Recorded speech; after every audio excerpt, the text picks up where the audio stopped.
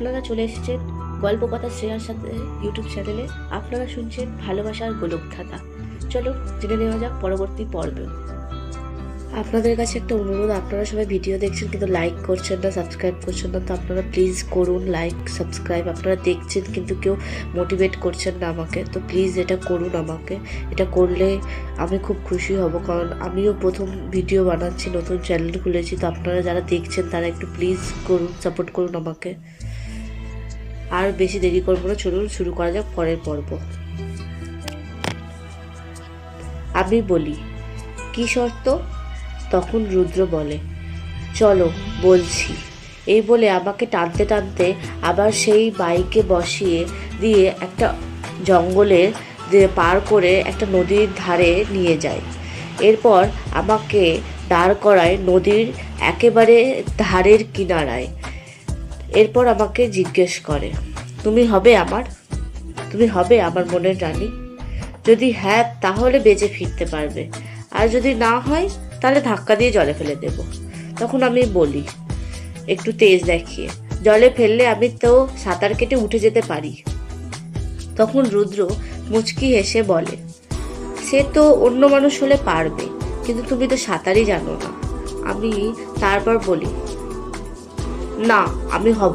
এটা বলতে দেরি হলেও তার আমাকে ধাক্কা দিয়ে জলে ফেলতে দেরি হয়নি। আমি জলে পড়ে যেতেই বাঁচাও বাঁচাও করে চিৎকার করতে থাকি। তখন রুদ্র বলে, হ্যাঁ বলো, না হলে তোমাকে কেউ বাঁচাতে আসবে না, এখানে কেউ থাকে না, বাঁচালে আমিই বাঁচাবো। তখন আমি জলে ডুবে যাওয়ার ভয়ে ডুবতেই বলি, হ্যাঁ হ্যাঁ হ্যাঁ হব, আমাকে বাঁচাও প্লিজ, হ্যাঁ হব। সঙ্গে সঙ্গে রুদ্র জলে ঝাঁপ দেয়, দিয়ে আমাকে বাঁচিয়ে মাটিতে তুলে নিয়ে আসে। তারপর রুদ্র বলে, আমার লক্ষ্মী পায়েল পাখি। এই বলে আমাকে শপিং মলে নিয়ে যায়। সেখান থেকে ড্রেস কিনে দেয়, দিয়ে আমাকে আবার একটা জায়গায় নিয়ে যায়। তখন আমি জিজ্ঞেস করি, আপনি আবার আমাকে কোথায় নিয়ে যাচ্ছেন? তখন রুদ্র হালকা হেসে বলে, আর নদীতে ফেলবো না, নদীতে ফেলতে নিয়ে যাচ্ছি না, তো চিন্তা করো না, কোনো কারণ নেই চিন্তার। এই বলে আমাকে একটা জায়গায় নিয়ে যায়। রুদ্র বলে, নামো বাইক থেকে। আমিও নেমে পড়ি। আমাকে হাত ধরে কিছুটা এগিয়ে নিয়ে যায়। তখন আমি সেখানে গিয়ে অবাক, এত সুন্দর গোলাপ দিয়ে সাজানো একটা জায়গা, খুব সুন্দর জায়গা, যেখানে মাঝখানে একটা গোলাপ দিয়ে সাজানো সুন্দর হার টাকা আছে। সেখানে আমি তো পুরো অবাক হয়ে যাই, কখন করলো এই ছেলে, এই তো আমার সাথেই ছিল সবসময়। এরপর আমাকে হাত ধরে সেই গোলাপের তৈরি হার্টের মাঝখানে নিয়ে যায়। তারপর হাঁটু মুড়ে বসে বলে, তোর চোখে চোখ রাখলে আমি নিজেকে আকাশে পাই, তোকে একটু পাওয়ার লোভে আমি সব হারাতে চাই। তোর ওই এক চিলতে মায়ায় আমি নতুন জন্ম পাই। তোর হৃদয়ে মিলবে কি আমার ঠাই? বল তোর হৃদয়ে মিলবে কি আমার ঠাই?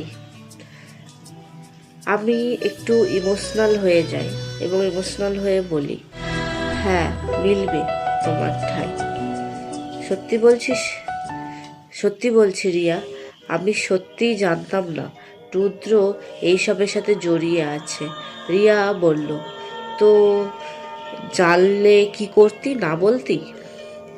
পায়েল ফুপিয়ে কেঁদে উঠে আবার বলল, পারতাম না রে, হয়তো পারতাম না, খুব ভালোবেসে ফেলেছিলাম। আমি সত্যি ওকে অনেক ভালোবেসে ফেলেছিলাম বলে আমি না বলতে পারিনি। রিয়া পায়েলকে জড়িয়ে ধরে। আবার পায়েলের ফোনটা বেজে ওঠে। রিয়া তাকিয়ে দেখে পায়েলের ফোনে রুদ্র বলে নাম্বার থেকে কল আসছে। এই দেখে রিয়া বলে, ফোনটা তুল। পায়েল বলে, না আমি তুলবো না। রিয়া বলে, কেন? পায়েল বলে, আমাকে রুদ্র ভালোবাসে না। রিয়া বলে, বাসে, তোকেই বাসে। তোকে যদি না বাসে তাহলে সত্যি আমি ওকে জেলে ভরে দেব। পায়েলের পায়েল রিয়ার দিকে তাকিয়ে একটু হেসে ফেলে। পায়েল রিয়াকে বলে, তোর রাগ হচ্ছে না? রিয়া বলে, আমি জানতাম রুদ্র তোকে ভালোবাসে। পায়েল বলে, তাহলে তুই ওইভাবে দৌড়ে এলি কেন? রিয়া বলে, কারণ আমি জানতাম না রুদ্র তোকে ভালোবাসে। আমি জানতাম রুদ্র তোকে ভালোবাসে, কিন্তু জানতাম না তুই রুদ্রকে ভালোবাসিস। কারণ আমি রুদ্রের ওপর তদন্ত করতে গিয়ে দেখেছিলাম রুদ্র সেই মেয়েদেরকে তুলে নিয়ে আসতো যারা রুদ্রের সাথে টাকার জন্য, শারীরিক চাহিদার জন্য সিডিউস করার চেষ্টা করতো রুদ্রকে। রুদ্র ভুলেও তাদেরকে একবার টাচ করতো না। রুদ্র চাইলে পারতো তাদেরকে টাচ করতে, কিন্তু কোনোদিনও রুদ্র করেনি। এটা দেখে অবশ্য আমি একটু অবাকই হয়েছিলাম। আর যে ভিডিওগুলো আমি বানিয়ে নিয়ে এসেছিলাম, তুই হয়তো দেখিস না ভিডিওগুলো, সেই ভিডিওটাতে অন্য মেয়েদেরকে দিয়ে সেই মেয়েগুলোকে রুদ্র মার খাওয়াতো, কিন্তু নিজে কোনোদিনও টাচ করেনি। এই কথা শুনে পায়েল আবারও কাঁদলো।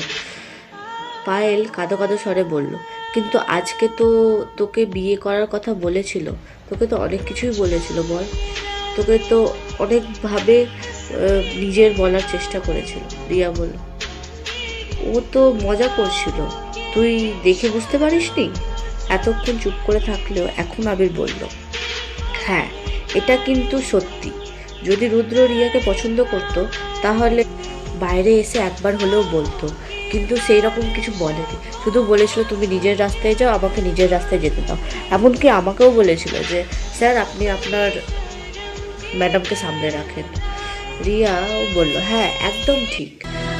এমন সময় পায়েলের বাড়ির দরজার কলিং বেল বাজতে থাকে। পর্বটি সম্পূর্ণ শোনার জন্য অসংখ্য ধন্যবাদ। যদি আপনাদের এই পর্বটি ভালো লেগে থাকে তাহলে লাইক করবেন, শেয়ার করবেন, কমেন্ট করবেন এবং সাবস্ক্রাইব করতে ভুলবেন না।